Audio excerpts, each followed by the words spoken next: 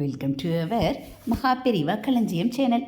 இன்றைக்கி நம்ம மகாபெரிவா மகிமையில் பெரியவா பண்ணின பூஜையின் மகிமையை பற்றி தெரிந்து கொள்ளலாம்.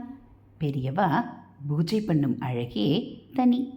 அதை அனுபவித்தவர்களுக்கு மட்டும்தான் நன்றாக தெரியும்.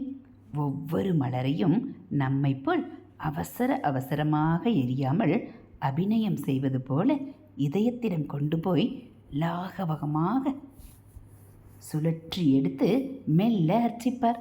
கண்களிலிருந்து நீர் பெருகும். ஒவ்வொரு நாமத்தையும் ரசித்து ருசித்து உருகி உச்சரிப்பார். நவராத்திரியில் கணக்கே இல்லாமல் சகசர் நாமங்களை பொழிவார். சில சமயம் ஒரு சகசர் நாமத்துடன் முடித்து கொண்டு விடுவதும் உண்டு.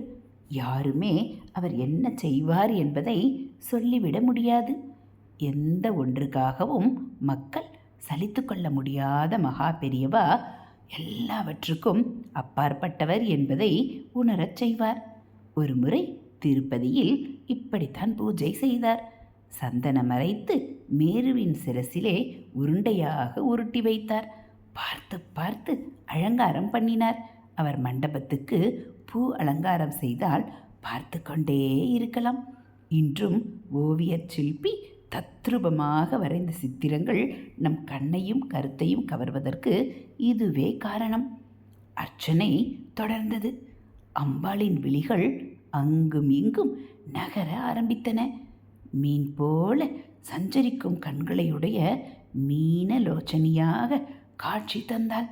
பூஜையை பார்த்து கொண்டிருந்த 3 பேருக்கு இந்த அதிசயம் தெரிந்தது. அடக்க முடியாத ஆவலுடன் அன்று இரவு மூவரும் பெரியவாளை தேடி போய் தாங்கள் கண்டது கனவா அல்லது நனவா என்று கேட்டு நின்றார்கள்.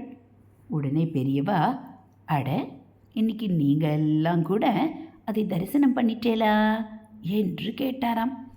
இதுபோல் மகாபெரிவா மகிமைகளை நீங்கள் தினந்தோறும் கேட்கணும் அப்படின்னா மறக்காமல் நம்ம சேனலை சப்ஸ்கிரைப் பண்ணுங்கள். கூடவே பெல் ஐக்கானை கிளிக் பண்ணி ஆளுங்கிற பட்டனையும் அழுத்திடுங்க. நம்ம சேனலில் வரக்கூடிய மகாபெரிவா மகிமைகள், ஆன்மீக கதைகள், தெய்வத்தின் குரல் பகுதிகள் எல்லாம் உங்களுக்கு பிடிச்சிருந்தா ஒரு லைக்கும் கமெண்ட்டும் கொடுத்து உங்களுக்கு தெரிஞ்சவங்களுக்கும் ஷேர் பண்ணுங்கள். தேங்க்யூ.